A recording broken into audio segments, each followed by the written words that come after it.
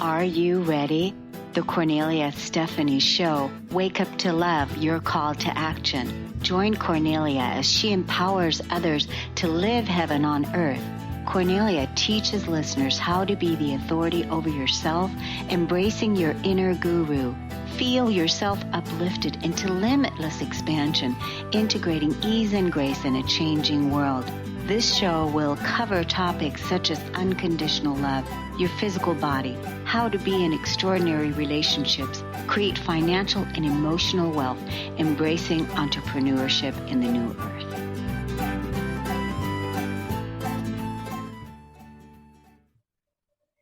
Hello, everyone, and welcome to the Cornelia Stephanie Show. I'm so excited to be here with you today. I'm your host, Cornelia, and I'm with my co-host, Dennis Gaither. Dennis, welcome to the show. Thank you, Cornelia. It's always a pleasure to be here doing these conversations with you.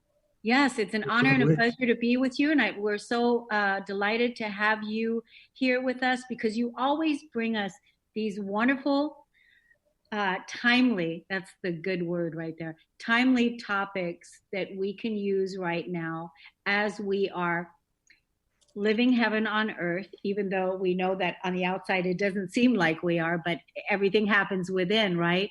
So as we're living heaven on earth, you're bringing us this great spiritual wisdom, practical tools on how we can integrate deeper spiritual practice into our lives. And that's why your topics are always very timely and on point.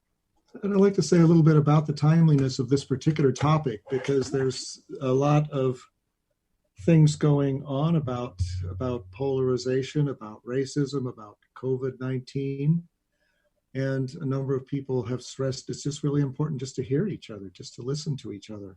Mm-hmm. Often that is what is most needed. And that's what this whole practice here of loving presence is about. It's about a particular way of there are many ways, of course. I'm going to just say this is a way that can be really deep and nourishing.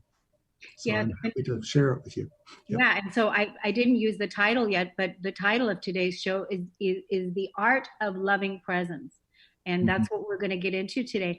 But ladies and gentlemen, I invite you right now to go grab your partners, to go grab your, significant others, your friends, the people that you have relationship with, so that you can participate and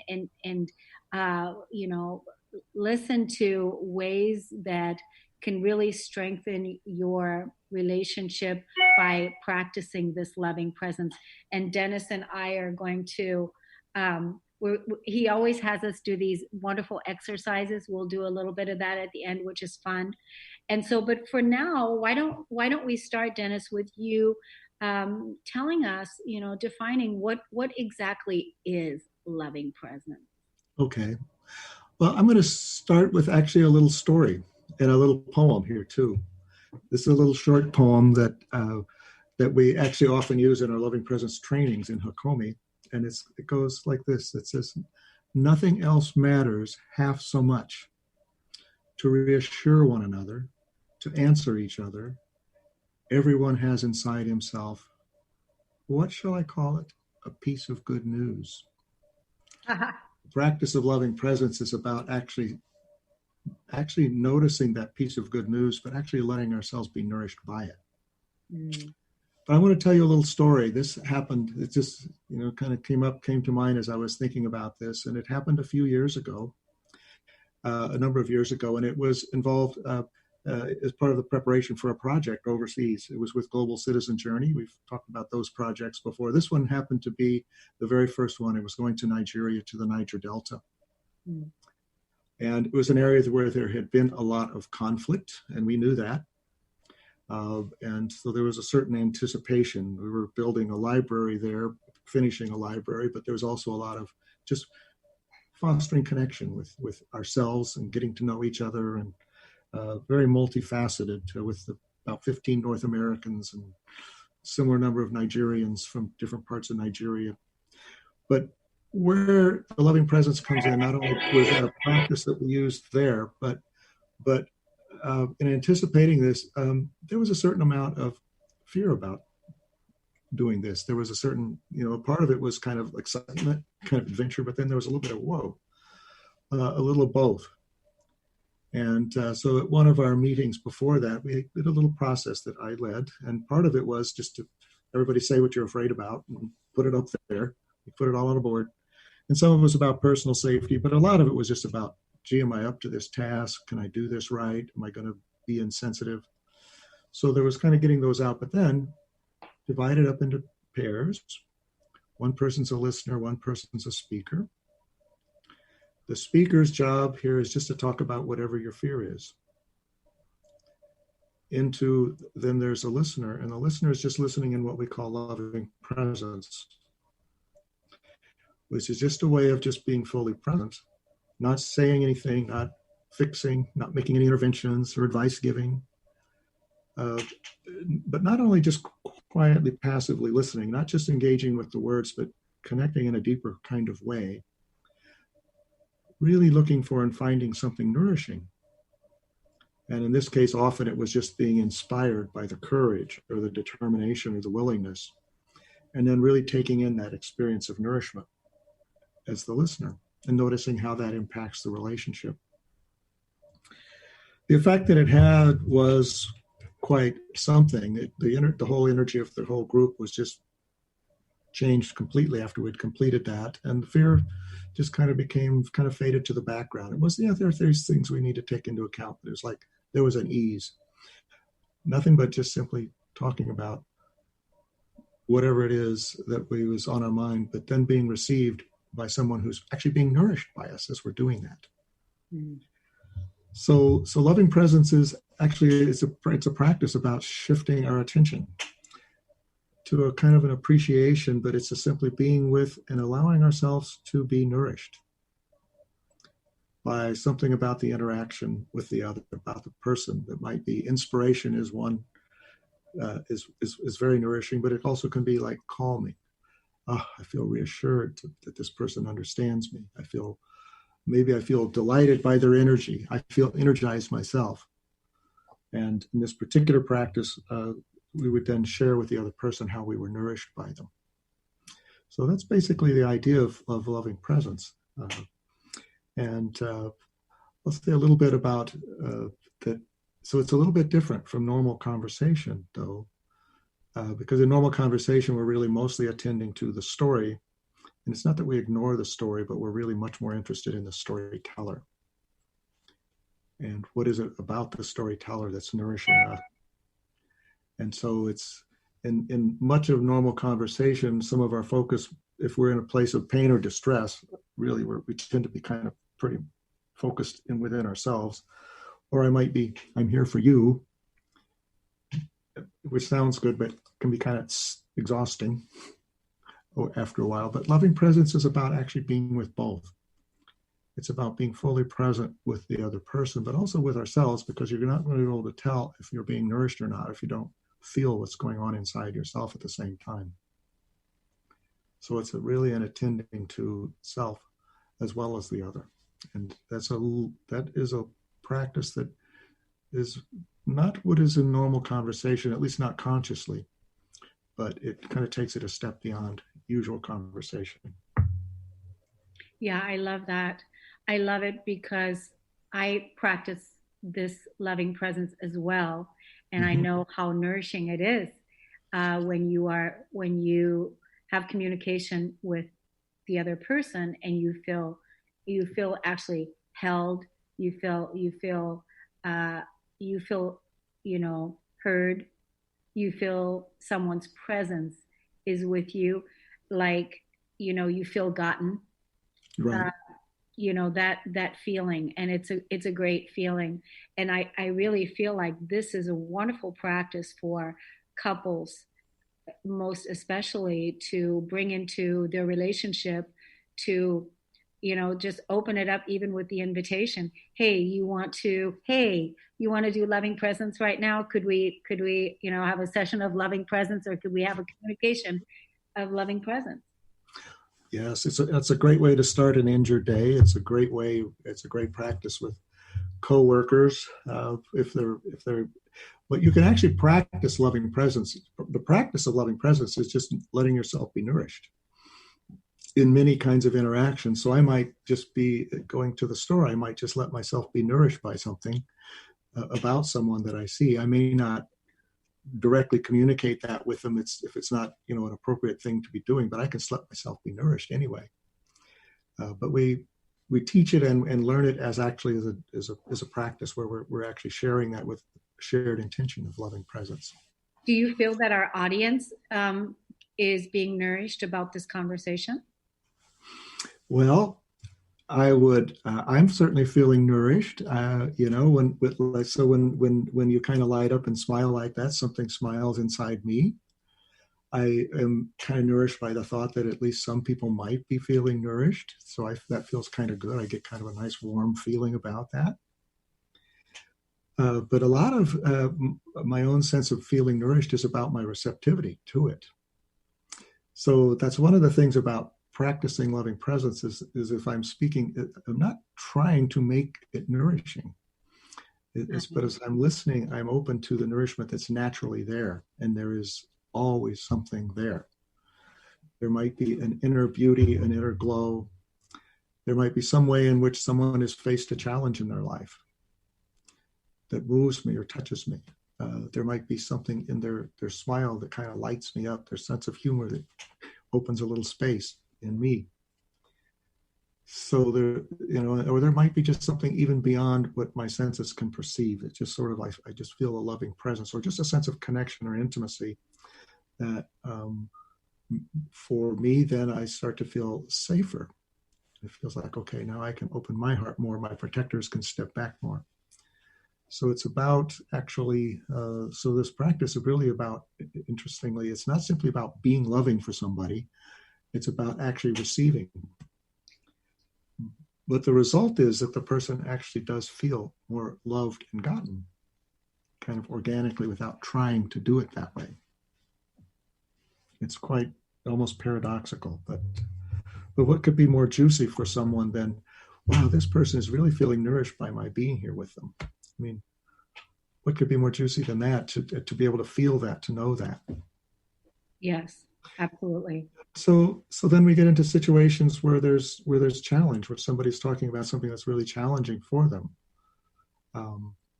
And, one can certainly engage that on many levels. It could be on the level of form about whatever the issues are, and that's okay.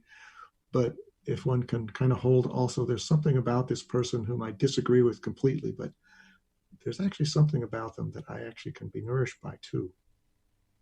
It's a good way to look at it. It's a really good way to look at it.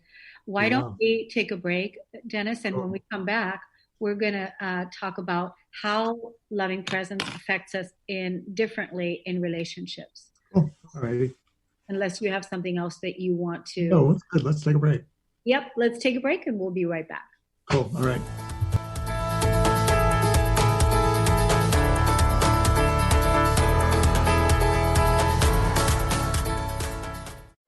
What would you do with the power of community? How do you create your own rituals? Tune into Living Your Gifts with me, Susan Huff, Ancient Applications for Modern Times, the second Wednesday of each month on TransformationTalkRadio.com. Our lives begin with the stories we are told and the stories we tell ourselves. Storytelling is the key. To learn more about me, visit livingyourgifts.com. That's livingyourgifts.com. Are you meeting your sales goals? Or maybe your business plan could use a dose of the divine. Tune in to Divinely Driven Results with faith-based business coach Elise Smith on TransformationTalkRadio.com. Coach Elise Smith helps listeners get unstuck from their business plateau and become empowered through divine guidance. Build up belief in yourself and your dreams, and learn business strategies that work for you for real lasting results. Learn more by visiting www.divinelydrivenresults.com. Are you done being afraid to jump into the life that's waiting for you? Are you ready for a real shift? I invite you to tune in every Tuesday with me, Tracy L., on the Tracy L. Clark Show, where we will teach you how to live your extraordinary life. at 8 a.m. Pacific on Transformation Talk Radio, where I will provide the tools and the steps needed to help you transcend perceived limitations and move forward with an extraordinary life. For more information, visit me at TracyLClark.com. Tune in to The Truth is Funny with Colette Steffen each Wednesday at 8 a.m. Pacific, 11 a.m. Eastern on TransformationTalkRadio.com. This hit show will have you thinking outside the box and riding the wave of infinite potential. Join Colette on the Higher Self Network, inspiring listeners to shine their brilliance and ensure success while roaring with laughter as they recognize the humor of the giant cosmic joke. Visit thetruthисfunny.com. The Truth is Funny. Shift Happens with Colette Marie Steffen is excited to welcome Karen Benton as a monthly guest host. Tune in on the third Wednesday of each month at 8 a.m. Pacific Time to regain confidence and trust in your capacity to create change in your life, your health, your family, and your well-being.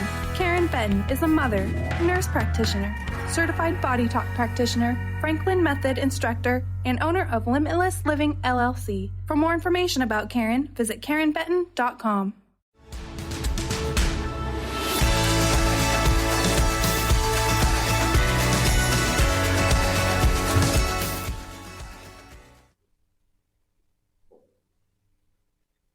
We are back. And during the break, Dennis and I were talking about loving presence, and it's raining here in Washington State. And Dennis was saying that we could certainly even be experiencing loving presence with the rain. Which is just noticing, what I notice with these kind of rainy days is it's kind of atmospheric, it's kind of intriguing. There's a kind of a little heart opening. There's a certain beauty about it. An inward turning, nice day to read a book by the fire. It is. It is. So yeah. I get nourished by it. Being nourished by the rain, absolutely. Mm-hmm. Yeah. Yes. So how does loving presence affect us differently in our relationships? I think this is a big one because we relate with everything and we have relationship with everything. So then in our personal relationships or in our co-working relationships, how does loving presence affect us?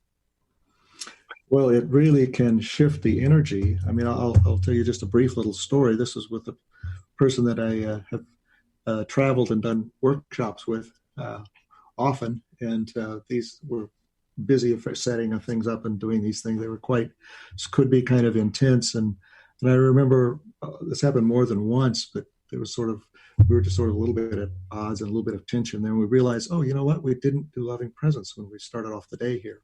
Mm-hmm. So at lunch, we just stopped and did a few minutes of loving presence, and then it just kind of like everything just relaxed. So things relax, space opens up. There's kind of a certain comfort for both people. There's kind of a safety there. It can move in many different ways. You can't specify it too much, but things, whatever might be in the way, can move. In our Hakomi trainings, we start each day with loving presence as a way to just get grounded. For me, there's also a sense of this gets me grounded, gets me here, especially if I've been busy getting things set up in my doing mode.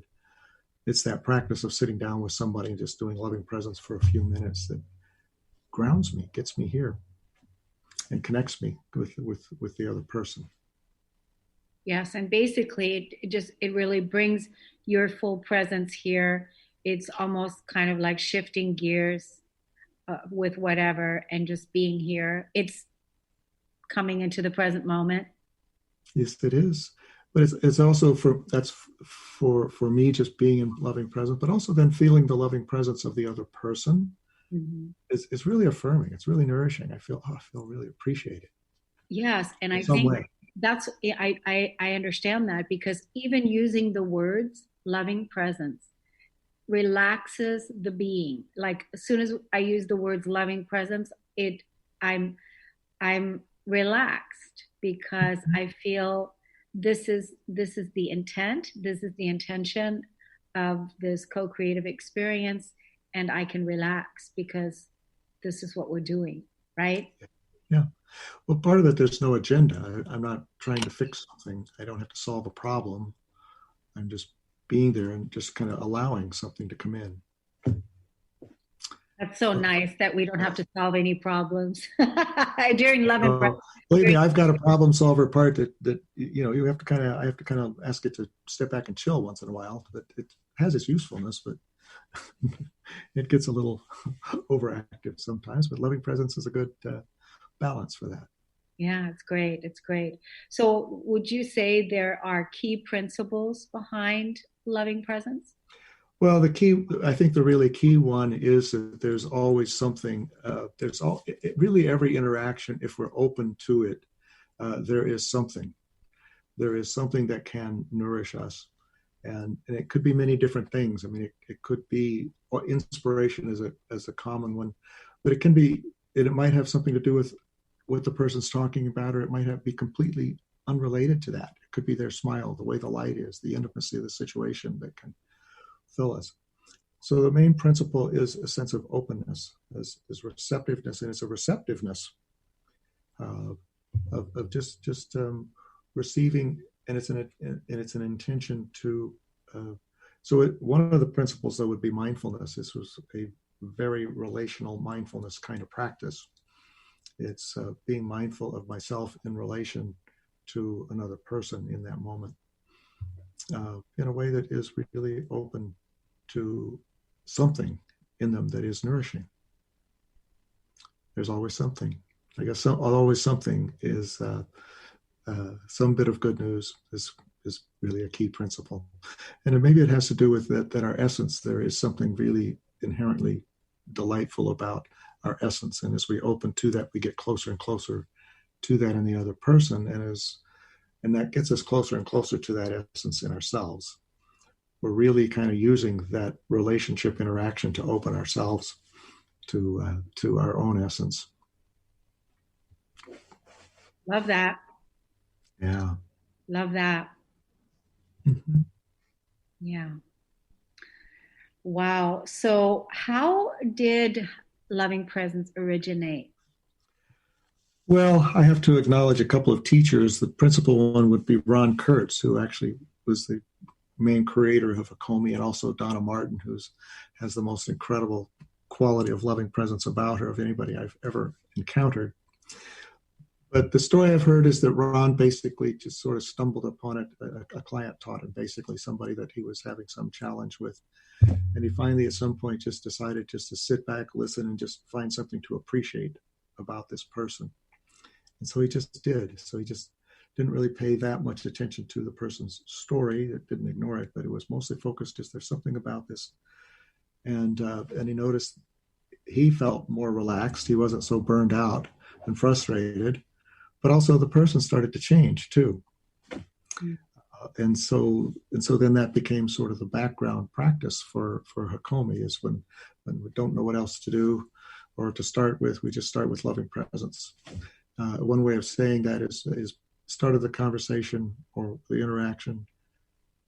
Just find something that is inspiring to you. Find something that nourishes you right off the bat. Just start there. And that just sets the tone. That does, because would you say that unconsciously, because it's about being conscious or unconscious, would you say that unconsciously when people are not thinking in this way or practicing this way, that the habit or normal way, or what we've done before, is we would interact with people, and when we're not thinking that way, we would be perceiving something different when we're not positioning ourselves that way, where do they like me, do they approve of me, or maybe even having a judgment around the person, right. Whatever. Do I approve of them? So so. We're much more likely in those kind of instances to be basing judgments of ourselves or others based on past experience rather than what's just right there in the moment. And so this is an invitation to be like, there's something beautiful there in this moment. And it's really about just kind of noticing it. And as you start to attend to it in your own awareness, it tends to start to bring the other person's awareness to that. I think too, what I just had a realization about is that it appears that like that will calm the ego right off the bat. Like, as soon as you start practicing loving presence, this is one of the side effects. The ego is not present in that. Yeah, well, it certainly steps back a little bit. I mean, right? Yeah. it's not to try to manipulate their behavior, Right. but it does have an influence. It does have an influence. Yeah, it's like, okay, yeah, because we're practicing loving presence and we're looking for the good news. We're seeing the good news, right? Yep. Mm-hmm. And we're looking for something nourishing. So there's nothing judgmental about that. That's why I said, oh, the ego is not here, because spirit is listening and looking. Mm-hmm. Mm-hmm. Yeah. Do you want to let the audience know, for those of you that don't know about Hakomi, because you've mentioned it a couple times, and people that are just tuning in for the first time, you are a Hakomi practitioner. I'm actually one of the senior trainers for the Seattle Hakomi Educational Network, and if you Google Seattle Hakomi, you'll find us. And we have workshops and training, including a 2-day-long workshop on loving presence. And we're in our adaptation to the new thing here is we're actually this year for the first time offering some of these trainings online. They've always been experiential in person, but for right now we're doing them online. It includes loving presence, and there's another one called quieting the mind, nourishing communication, and nonverbal awareness. All those are important parts of this work. So I would just really encourage those interested, Google Seattle Hakomi, and you'll get our website and our offerings and read all about us. Yeah, I would definitely encourage you, because this is an opportunity for you to have an experience also with Dennis Gaither, because he is, like you said, he's one of the senior practitioners there. And this is an opportunity for you to be able to practice with him and others, which is great, because people I know would like to know how they can get personally, involved with you. And this would be one of the ways, right? That's right. Right. So what was the website again, Dennis? Pardon? I just said that's right. No, I said, I know, but what was the website again? It's just, it's actually seattlehakomi.com. Okay. www.seattlehakomi.com. Or if you Google Seattle Hakomi, you'll get us. Good. Okay, good. So why don't we take another break, and when we come back, let's find out how we can practice. What are some of the practical ways, and how do you practice loving presence in your everyday life? Okay? Okay. Awesome. We'll be right back.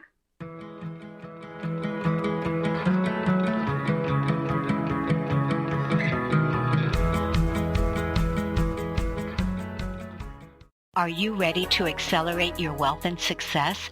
Join Ahana and Daniel from Rise and Be Rich with Cornelia Stephanie on the Millionaire Imprint for Women on Transformation Talk Radio every third Friday, 1 p.m. PST.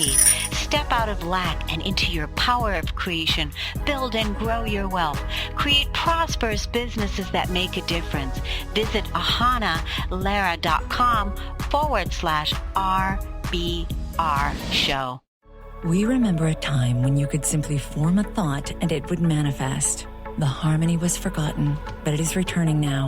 The Power of Inspiration and Awakening Radio with Julia Griffin on TransformationTalkRadio.com each second and fourth Wednesday at 9 a.m. Pacific will take you on adventures through the heart and spirit, exploring who we once were. This intuitive healer studied under the guidance of wolves, learning from their wisdom to master a higher frequency for a new state of mind. Visit OneTrueSelf.com. Do you know how powerful your thoughts and beliefs are in determining your experience of your life? Is it really true that simply by changing some of the words you use in your day-to-day language, that you can change your life? I'm Megan Edge. Join me on Playing on the Edge, Radical Change with Ease, with my co-host Dr. Pat on Transformation Talk Radio. I look forward to seeing you there. To find out more about Megan Edge, visit her website at meganedge.ca. Yeah, yippee skippy to that, baby. We're not done yet. some of us are out here to educate and inspire. This year, 2020, is the year we gotta show me the money in the cash flow. I'm Dr. Pat. This is the Dr. Pat Show. This is Talk Radio to Thrive By. Visit thedrpatshow.com. Tune in to The Truth is Funny with Colette Steffen each Wednesday at 8 a.m. Pacific, 11 a.m. Eastern on TransformationTalkRadio.com. This hit show will have you thinking outside the box and riding the wave of infinite potential. Join Colette on the Higher Self Network, inspiring listeners to shine their brilliance and ensure success while roaring with laughter as they recognize the humor of the giant cosmic joke. Visit TheTruthIsFunny.com.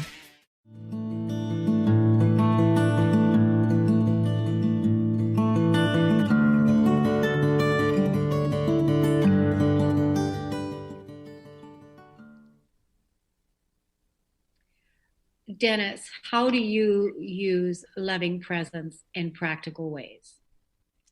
Well, in practical kind of ways, just to be very, very practical about it, I think of it as it's a mindless practice, and so it's about relational mindfulness. It's about, first of all, noticing what my own habits might be in being with another person. So things like little parts of me that might want to fix something or solve something. So it's about all of us. First of all, just noticing our habits that might get in the way. And then inviting those to step aside, kind of interrupting them in some way. But then it's like, I'd like to take a breath here, taking a breath and just kind of what we call seeing through. It's like seeing beyond the surface. And that's really not like a strain to see beyond. It's more like I'm just sort of willing to. I'm willing to see beyond whatever the stuff here is. And as I start to do that, as we start to do that, there's something of the essence that comes through. And it just follows then to just really receive that as nourishment. And it's really more about just kind of receiving the felt sense of the nourishment. And then maybe if I were to communicate about it, I might have to put a word to it, but it's really about more just experiencing the felt sense of it. And a lot of times it's just the feeling of connection, the feeling of interaction. And just there's kind of a delight, like in this conversation, just sort of a delight in connecting with you in this way and being able to share about this. There's something that whenever I am sharing something that seems meaningful to me, that's just like somebody will take this and it will be useful somewhere or helpful to someone that I'll never meet. That, for some reason, that always just touches my heart in some way. I sort of have a sense of a larger awareness. Yes, I love that, because it's one of those things like, it's that inspiration, like when you're opening up, a piece in a book, a good piece, and you're reading a quote or something, it's exactly something that you needed to hear. And so like the conversation that you and I are having here, and that whoever's listening, this, will inspire and nourish them on a level that we don't even know about, right? And what a good feeling that is, that it is serving and it is helping. Yeah. I like to just envision with all the different things happening in the world today. I like to just see that as the idea, envision this being a way of people engaging with each other more and more. I love that. What an impact that could make in how the world is, really. So there's a personal level of how it can be impactful, but there's of course kind of a vision of something much larger than my personal experience that feeds me as well. Yeah. Just holding that vision there's a sense of expansion that I appreciate with that. Yeah, I love that. I'll support you in that vision. Definitely let that ripple out. Yep. I know that's been very much a shared purpose you and I have had. Very much. Yep. It's beautiful. We want to see it in the school systems. We want to see it in the government. Mm-hmm. We want to see it in the workplace. We want to see Absolutely. it in the healthcare system. Like when you walk into the doctor's office, that you have a moment of loving presence. I mean, yeah. in all places. Good. Yep. And it's a kind of the key, I think, is just remembering it, because it's easy to get caught in the busyness of the day. I do it. I get caught in the busyness of the day, but then when I do remember, it shifts things. So sometimes I just have to notice the busyness and okay, time to step back. Yeah. And so what do you think that, how can someone develop and strengthen and deepen their loving presence practice? Well, some of the steps that I was just referring to, but we can do some practices here. We can actually let's just do some here. Okay. And you and I can just demo them now. Given our time frame here, we're going to do very much condensed versions of them, but maybe just enough people can get a flavor and then take them into their own life if they want to. But the first of these is one that we call being with. Being with. It's very simple. It's about self-study, about what is it like, what do I notice inside myself, just simply being with another person. The way we do this is just with two people, and I think we can do this just the way we are right here. And there are no words. It's just in silence. And we're just simply being with one another. And it starts with just kind of closing eyes and going inside. And then when you're ready, opening eyes. And just noticing, even as I start to open eyes, what happens as I start to do that? Maybe I'll notice something, and maybe I want to close my eyes again just to study something inside. And then maybe I'll open my eyes again. So it's not about eye gazing. There is likely to be eye contact, but sometimes I might have my eyes open and yours are closed, or vice versa. But then we can study, well, what happens then? What happens if I open my eyes and her eyes are closed? So it's really just about self-study. What happens just being with somebody? What comes up for me? Okay, so let's just do this. We'll just do this for about, we could do this for about 2 minutes here.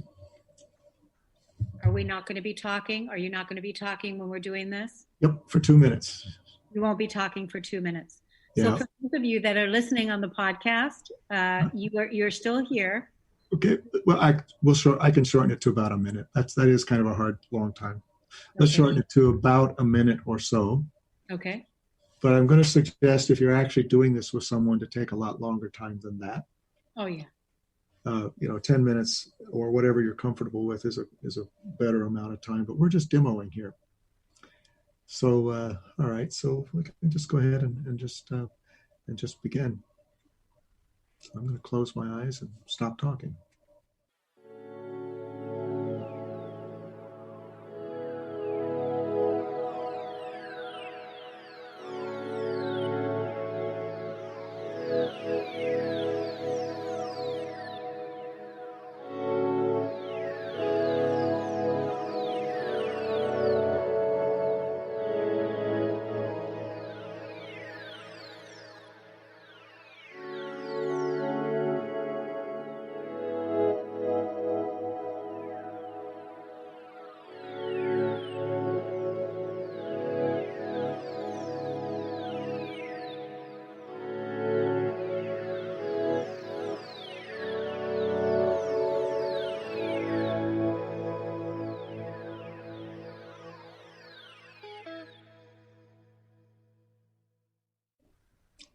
So that's pretty close to a minute.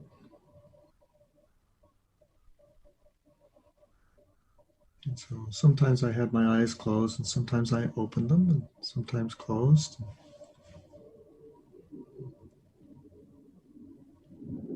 So there was a little bit of my awareness was the idea, this is a recording, this is kind of a demo thing. So there was a little bit of my awareness going there, I just noticed.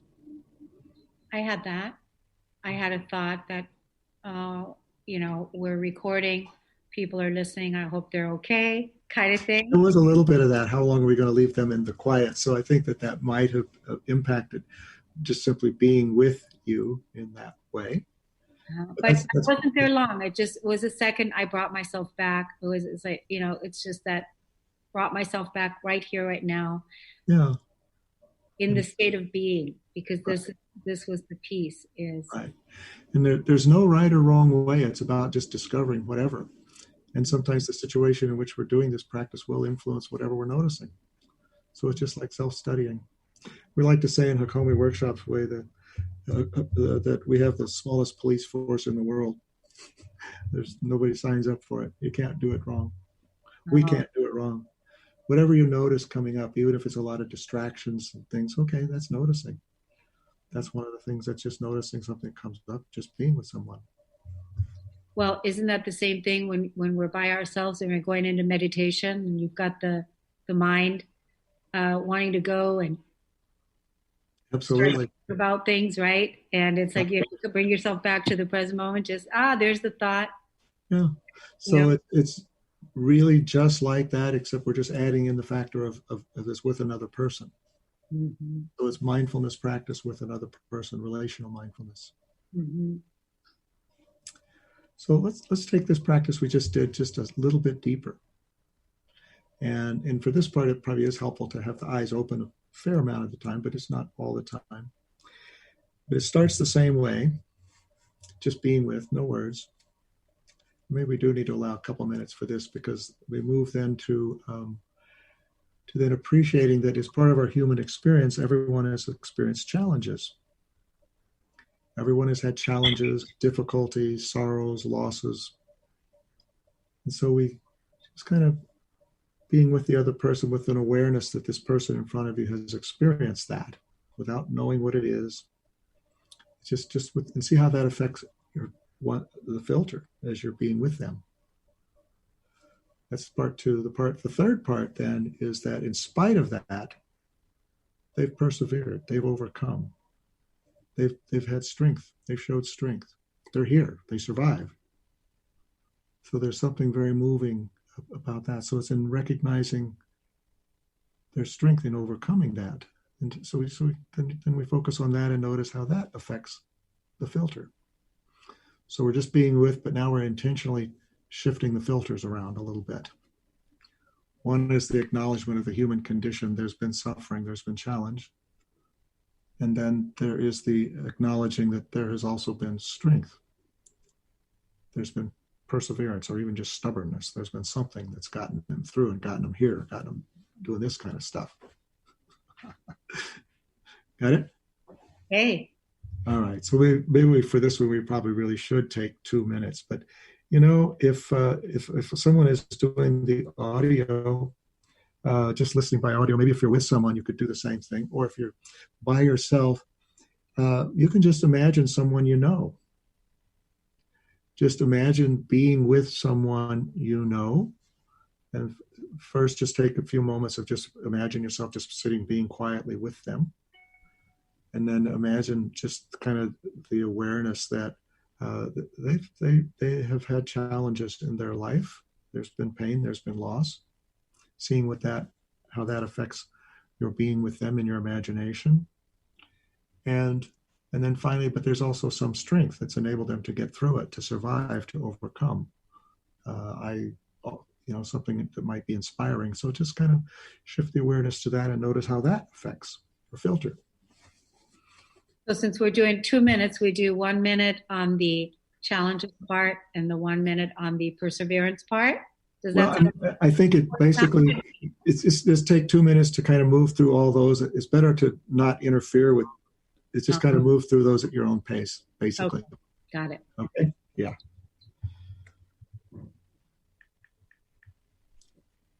All right, I'm going to start. There we go.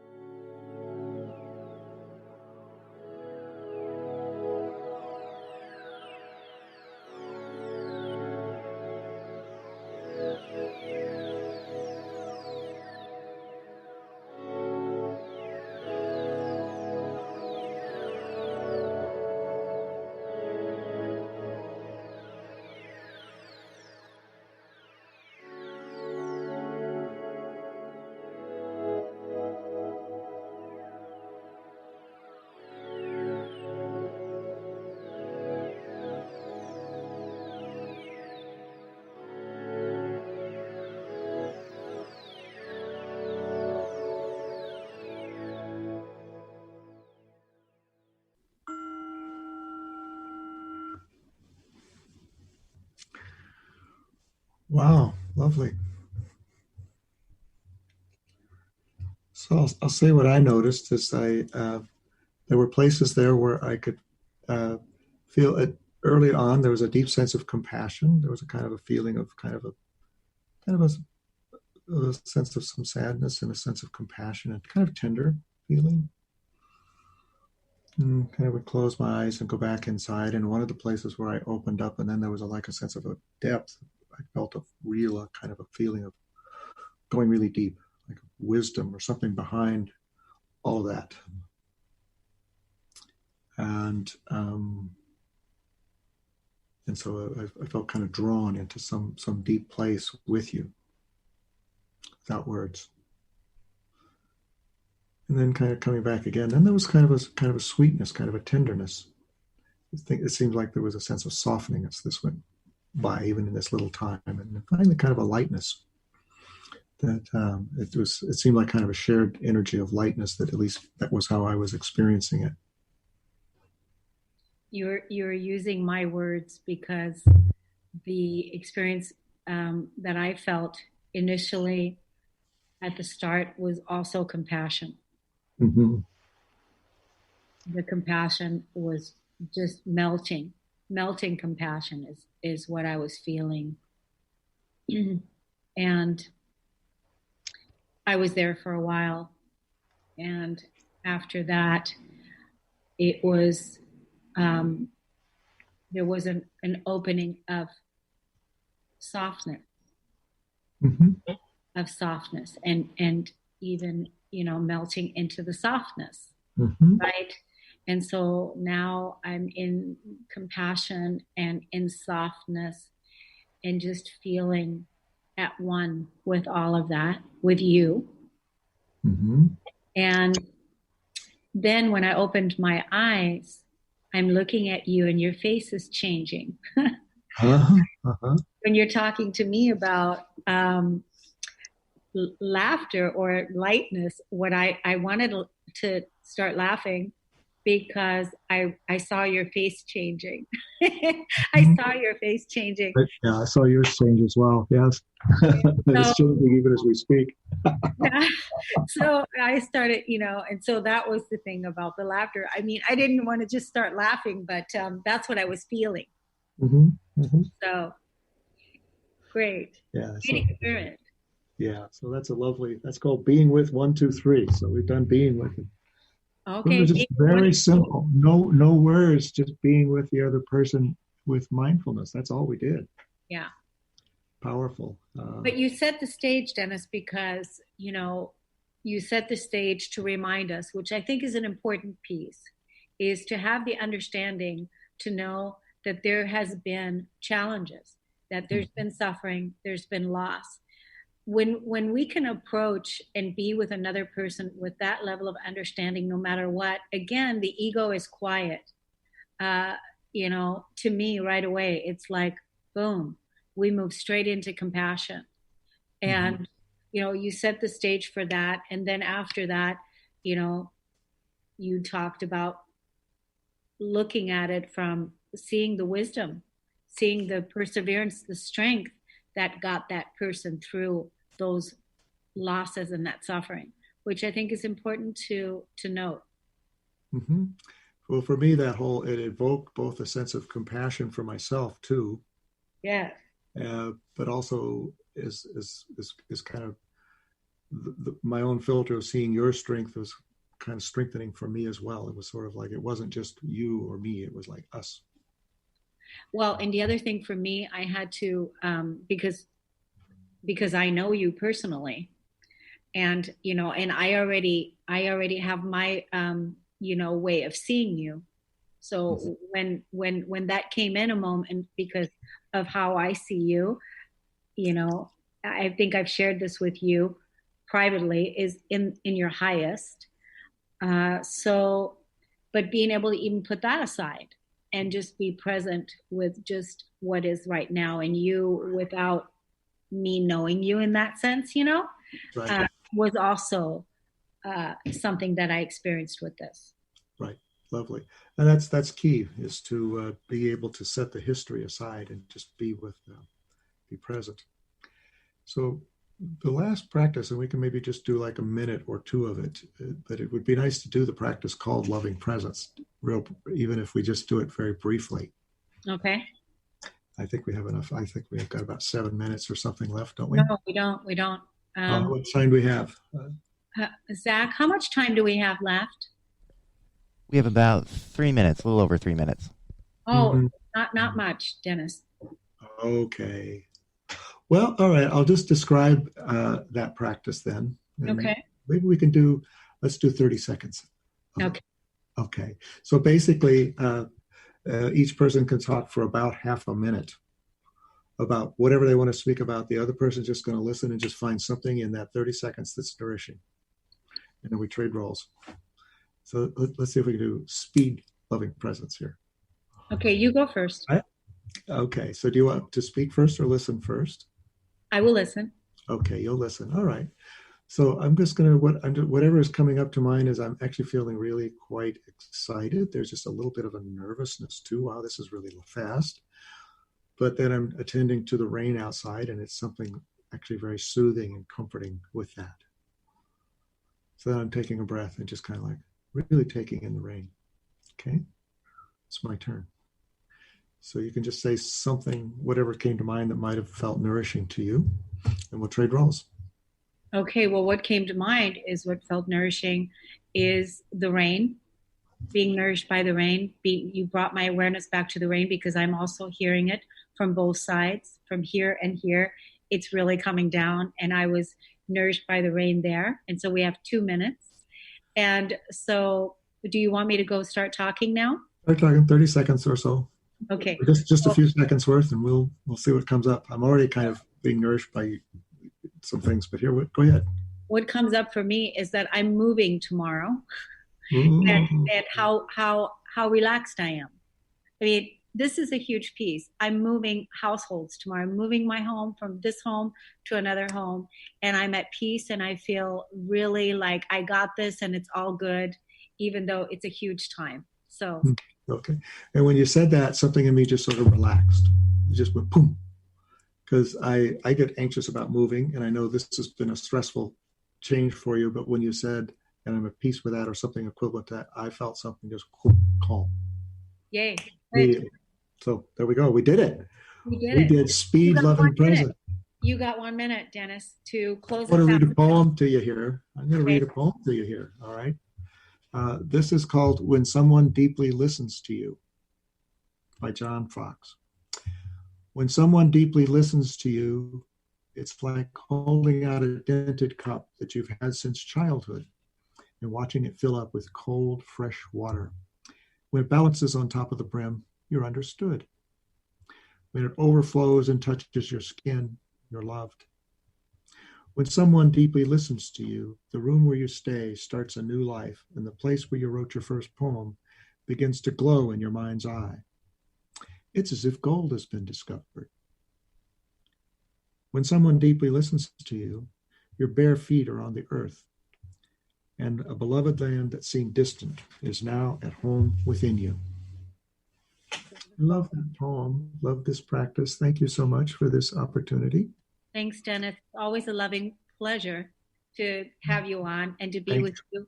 Thank you, beloved audience. We'll see you again next time. And thanks, Dennis.